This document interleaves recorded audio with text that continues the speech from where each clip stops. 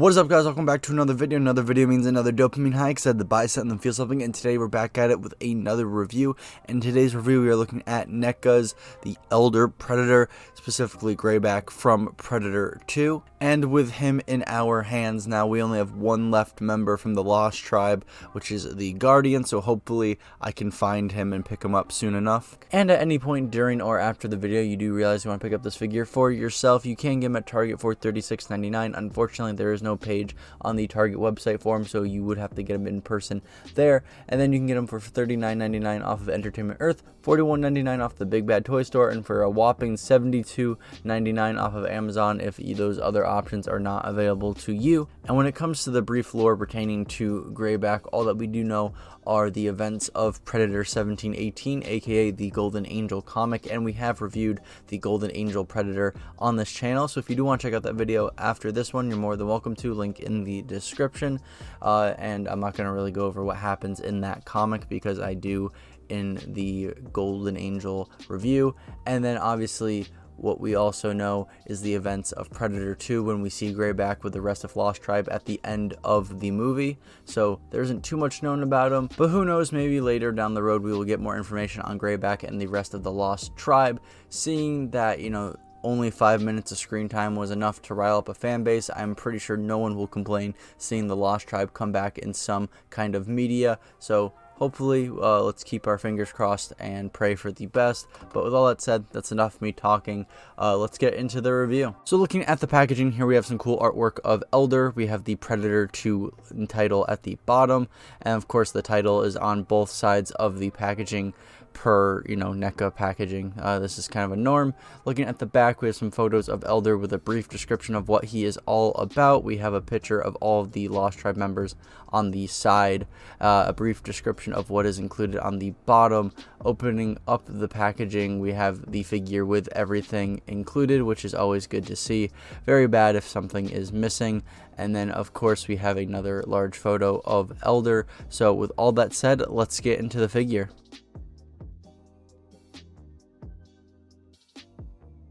So looking at articulation, starting off in the head region, of course you can get that full 360 spin, which is always nice to see on these figures. You can have him look up and down a decent amount. You can have him look down a little bit more than up, because if you pull up a little too much, his head will pop off. So be wary of that. It won't break the figure, but you know, you don't want it to pop off the figure when you don't want the head to come off. And then of course you can tilt the head side to side, and with all that you can get a nice spherical range of motion out of his head, so you can pretty much have him look wherever you want him to look, which is really nice to see. So very happy with that. So looking at the arm articulation, you can rotate both arms 360 degrees, which is always nice to see on these figures, especially because, you know, sometimes both arms can have different ranges of articulation because of the shoulder plating, which is the case here. When it comes to the left arm, you can bring it up a decent amount. You just have to adjust that shoulder piece right there, and then of course that means you can have him open up his arms a decent amount as well. When it goes to the right arm though, it is kind of stiff, even though there's less armor there. I don't know what the logic is there, but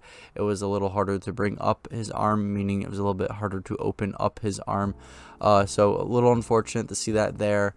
Hopefully in time his arm will loosen up for me, but just kind of weird to see that there. But when it comes to the bicep, you can kind of rotate the bicep on the left arm. Of course that shoulder piece kind of stops him from getting that full 360 spin, but of course on the other arm with the less amount of armor, you can get that full 360 degree spin out of the bicep.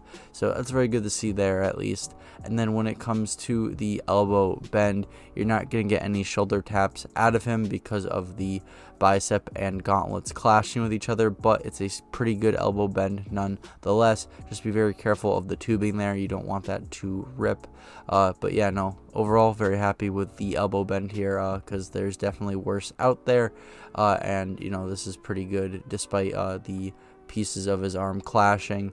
And then of course moving down from that, you can rotate the gauntlet 360 degrees. You want to be careful of this one because of the tubing, but the other one with the wrist blades can be rotated 360 degrees because there's no tubes or wiring holding it back. So very nice to see that there. And then of course when we get to the hands have the same principle they've had since day one. Rotate 360 degrees and bend the wrist however you please. So overall, despite a few little things I'm overall happy with the arm articulation. Kind of weird that the right arm is a little bit stiff, but it is what it is. And then looking at his torso articulation, you can rotate it 360 degrees, and you can also rotate the chest independently 360 degrees.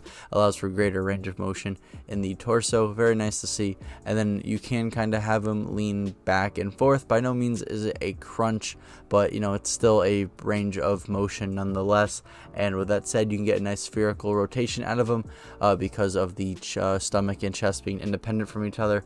And overall, you can allow him to balance and look around however you pretty much want him to because of that. So very nice torso articulation. And finally, when it comes to the leg articulation, you can rotate the legs 360 degrees, which is always nice to see on these figures.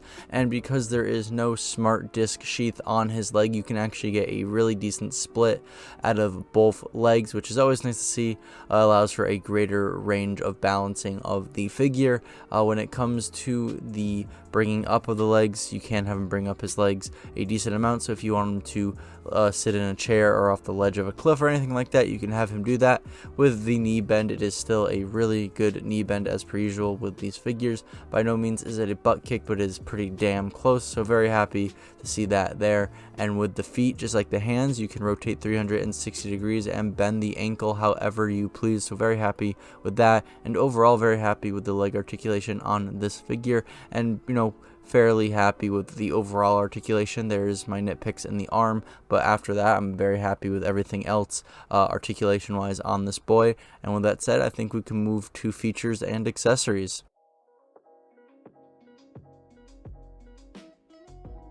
And for our first piece of accessories, we have these swappable heads included, and we get two, and they're both biomasks. His biomask before he was an elder, and of course the biomask he received when he received the rank of elder.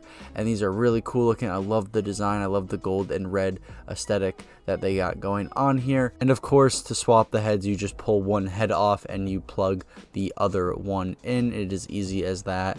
And of course, you do that rinse and repeat for whatever head you want on your figure. So very simple process, hard to mess up. And I gotta say, I just think it's really cool that they decided to give us both of his biomasks rather than just giving one. It just really adds to the value of this figure. And right behind the swappable heads, we have these swappable hands. We have 5 included. We have 2 open hands, 2 holding hands. One is closed tighter than the other, and then this half open and closed hand for all of your accessory needs. Then getting into accessories attached to the figure, we have the wrist plates. We've seen these 1,000 times over. You can pull them out and push them back into the gauntlet. No complaints, we've seen it all before. And then here we have the plasma caster, and this thing, I love this design. This is my favorite design of the plasma caster. You can move it around back and forth, rotate the barrel 360 degrees. I can't get over how much detail they've put into this, all the line work, all the little bits of technology and the armor plating. And of course, we get a nice little blast effect that you can just plug into the barrel of the plasma caster, and you can have it look like it's firing at whatever you want it to fire at, which is really cool. And I think NECA did a really good job at getting down this accessory. And then of course, you can attach this plasma caster to the back of the Predator. You just put the pegs in the peg holes and it just stays on nice and tight. It doesn't feel like it's going to go off anytime soon. I've literally shaken the figure, flicked it, and it just doesn't feel like it's going to come off. So it's very nice to have an accessory that wants to stay on. I know that's kind of rare with some figures these days, but very happy with that.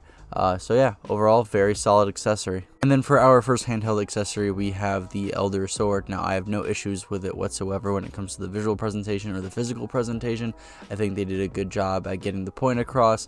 I like kind of the wear and tear and the weathering at the edge of the sword. I like the grip, the little sculpting they did for the grip of the sword. So yeah, overall, no issues. Just something that is really easy to appreciate and executed well. And then here we have the notorious flintlock that we see at the end of Predator 2, and that we see given to Greyback towards the end of Predator 1718 by the captain he fought side by side with.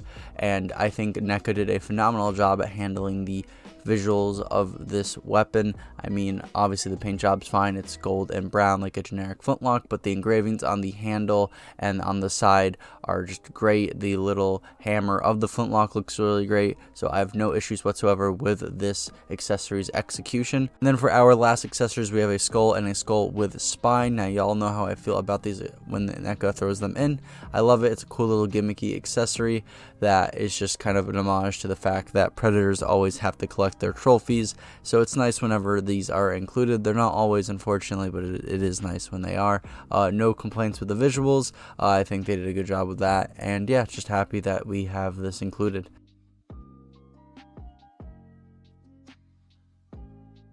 And with this video, I'm going to change how I do visual presentation segments, because to summarize, it's always just me shilling NECA and just going on a tangent and just not shutting up about how good a figure looks, because don't get me wrong, NECA does a really good job at how their figures look. It's just I don't know how to shut up about it, so I'm going to change how I do this, and visual presentations are just going to become 1-minute rants, and then after that, I'm going to cut myself off, shut up, and proceed with the rest of the video. And there is so much to appreciate about the visual presentation of this figure. NECA does such a great job when it comes to their figures, and that is seen here with all the little details in his armor, with the scratches and scrapes and markings to show that it's been worn and been used, the netting that goes all throughout his body from the leathery pieces. It actually looks like leather. It doesn't look like some cheap plastic. It looks authentic. And then of course the pattern and pigmentation that goes down his skin really shows why he's called Greyback. And then of course, you know, the wrinkles and folds in his skin, the bumps, makes him look alive. And like I said earlier, with the plasma caster, all the little pieces of technology, the line work, it's phenomenal how much detail they put into one thing, let alone this entire figure. And of course the paint job complements all of this, and there's just so much more I can go on about, but my minute is almost up. So yeah, I think this figure just looks phenomenal from a visual standpoint. Don't get me wrong, the accessories are good and so is the articulation, but the visuals, goddamn.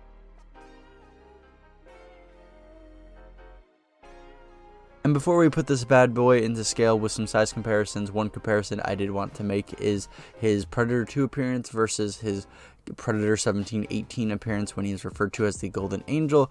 Obviously, these are the same person, but there are a lot of differences amongst their appearance. So for anyone who's curious, here you are. You can make the comparisons and the differences. But here he is next to Big Chap. Then Jazz wears Halo the Spartan Collection Mark 7 Spartan. Jazz wears the World of Halo Infinite Master Chief. Hasbro Star Wars The Black Series Death Watch Mandalorian. And finally, we have McFarlane's The Doom Slayer.